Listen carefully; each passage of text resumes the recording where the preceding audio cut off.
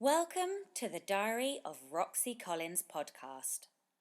This serialised fictional podcast records the dating highs and lows of Roxy Collins, a 30-something single mother who is looking for love third time around. Roxy lives in a run-down rented house. She has two useless ex-partners and some wobbly bits on her thighs that no diet can eliminate. Can Roxy find someone to look after her and take on her three spirited children? The Diary of Roxy Collins is written and performed by Lucy Mitchell, author of the blog blondewritemore.com. The music is written and performed by David Mitchell. Here is today's diary entry.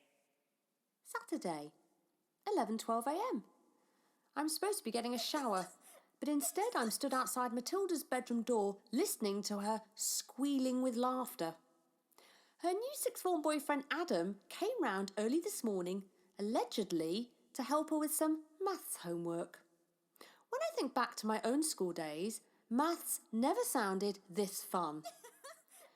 Matilda and Adam have only been dating each other for about a week, so I don't know why I'm feeling anxious. I'm sure I don't have anything to worry about than being alone in her bedroom. I mean, teenage relationships take time to get going nowadays, don't they? I'm just going to cling on to the fact that something good could come out of this private maths tutoring. Adam could very well perform a miracle and turn Matilda into a maths genius. I just hope he realises that he does have his work cut out, as she's currently in the bottom set in maths and likely to be resitting her GCSE next year. "OMG, Adam, please do that again," cries Matilda, making my heart stop beating. I press my ear to the door. I must keep the belief that Adam's method for working out fractions excites Matilda. Say to myself, they're doing fractions, not having sex. I'm interrupted by Toby, who staggers out of his bedroom. "What are you doing, ma'am?" he asks, before letting out a huge yawn and rubbing his sleepy eyes. "Shh," I say, placing my finger on my lips. Matilda shrieks with laughter, and I feel the blood drain away from my face. "Sounds like she's having fun in there, ma'am," says Toby, making me wince. 11:16. Peel off my clothes and survey the grotty state of bathroom. The dilapidated shower unit against the wall has seen better days. The bath is sporting a few cracks, and the toilet looks like it's pre-war. Matilda has switched on her loud dance music, and the pulsating beat is making the house shake. Repeat to myself 100 times that I can trust Matilda. I'm entering the shower clutching my new can of exotic shower foam Burst. When I bought it in the supermarket, a woman nudged me to say that it had taken her to new heights of showering pleasure. I've never been so excited about having a shower. Switch on jet of hot water and shake can vigorously.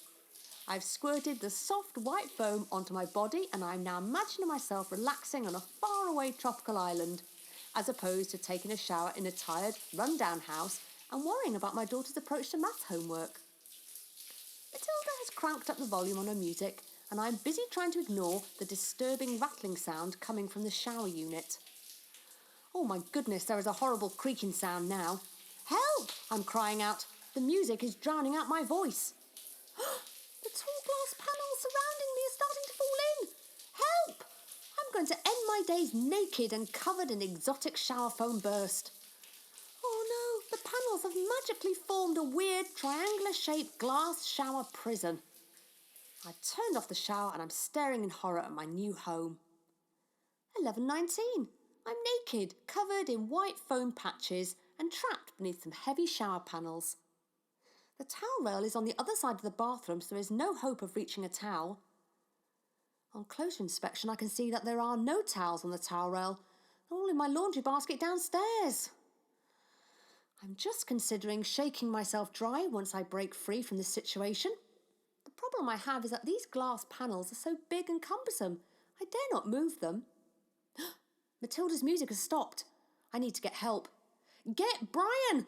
I'm screaming to Toby, who I know is standing outside the bathroom door playing on his games console. He's unlike my other children. He likes me. "Get Brian!" I'm hollering for a second time in case Toby didn't hear me. Brian is my landlord and my emotional rock in life. I think everyone needs someone like Brian. I call on Brian for just about any problem in my life. House repairs, removing spiders from the bath, removing drunken ex-partners from my doorstep, locating Matilda after one of her teenage drops, and ferrying me back and forth to the supermarket.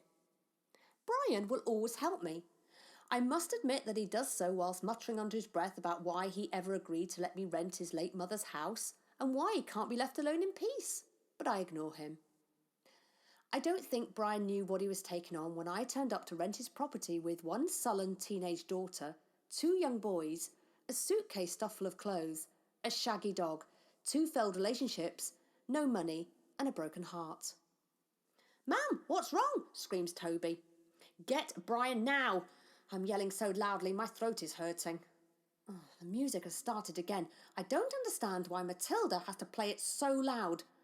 Reassure myself with ridiculous and naive idea that Matilda and Adam are memorising maths formulas to popular dance tunes. 11:20. I'm just going to assess my current predicament. Brian, my rock, is going to come and free me from my shower unit disaster. Let me just think about this. Brian, retired, late 60s, a shy man who goes to church regularly, has led a sheltered life and has recently had a heart pacemaker fitted. Me, in my late 30s, stark naked with my womanly wares on show, with stretch marks, wobbly bits, and a stranger to hair removal cream for the last few weeks. I also possess an interesting tattoo which I'd rather not discuss in his late mother's collapsed shower unit.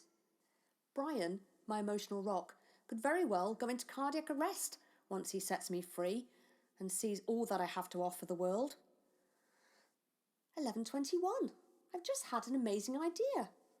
I'm reaching up to grab 2 purple flannels which are tied around the shower head, and I'm now bending down to remove the plastic shower mat. Carefully, I'm placing a flannel over each 42D cup breast and wrapping the plastic shower mat around my waist. That should do it. Brian's heart pacemaker is safe. The music has stopped and I can hear a commotion outside the bathroom door. My kids are now arguing over who should go get Brian. Matilda is shouting at Toby and Harry, who has emerged from his bedroom. Whilst they argue, I try to stop shivering. Someone has been sent clattering down the stairs, most probably Toby. Matilda has slammed her bedroom door and cranked up the music, obviously desperate to get back to maths homework. 11:23. I'm standing naked in shower prison with strategically placed flannels on breasts and wrapped in a plastic shower mat. Think about Toby knocking on Brian's blue door. As I've had to call upon Brian to rescue me on numerous occasions, and the kids always fill me in about what happens when they go to fetch Brian, I can almost picture the scene down the road. Toby is knocking on the front door and waits for someone to answer it. Brian appears looking tired and scratching his bald head. On seeing Toby standing on the doorstep, Brian groans and shuts the door on him. Over time, my kids have learned to ignore Brian's initial refusal to help me when I'm in the middle of a crisis. Toby knocks for a second time. Patricia, Brian's wife, opens the door wearing a complicated floral apron. She's saying, "I'm sorry, Toby, but Brian is unavailable." She smiles sweetly and closes the door on Toby. Over time, my kids have also learned to ignore Patricia. I think persistence is a valuable life skill for the young. Toby's knocking for a third time. Brian is screaming through the window, "What does she want now?" Toby finds his voice and shouts through the letterbox, "Ma'am, stuck in the bathroom." Some bad words from Brian will be heard through the window, and Toby has always assured me that he never listens to them. Brian is emerging wearing his old beige jacket and limping up the street with Toby trotting after him. I still feel bad for the limp. Reversing is not one of my personal strengths, and Brian did take his life into his own hands when he let me borrow his car. 11:26. The music has stopped and I can hear Brian's voice on the landing. "Roxy, are you okay?" he shouts through the bathroom door. "Help, Brian!" I'm screaming with chattering teeth. Through the glass shower panels, I watch the door open and Brian limp in. "Oh, Roxy, what have you done to my shower?" he shouts at the havoc that greets his eyes. "Your shower collapsed on me," I exclaim from deep inside my shower prison. "Are you okay?" he asks, starting to lift off the glass panels to free me. "Oh, Brian, thank you for rescuing me," I gush, fighting back tears. A warm glow is shooting through me as I think about Brian, my hero. Yes, his late mother's house is falling apart, and in certain parts it is like going back in time. But the kids and I can live with that. I must thank God every night from now on for giving me my children and my rock, Brian. Euphoria is engulfing me as Brian gives me back my freedom. I don't have to spend any longer in this collapsed shower unit wearing 2 flannels over my boobs and a shower mat around my waist. I am being set free. The final panel has been removed and I'm making a tearful dash for freedom. Brian, my hero! Come and give me a hug, I cry, holding out my arms. Brian has a horrified look on his face, and I can hear Matilda's voice in the bathroom doorway. OMG, that's so gross. Mam's naked and coming on to Brian. 11:27. In my rush to hug Brian, I lost my 2 strategically placed purple flannels and the plastic shower mat around my waist. Brian, my rock, has just seen a whole new side to me. To add further pain to my situation, there are no towels.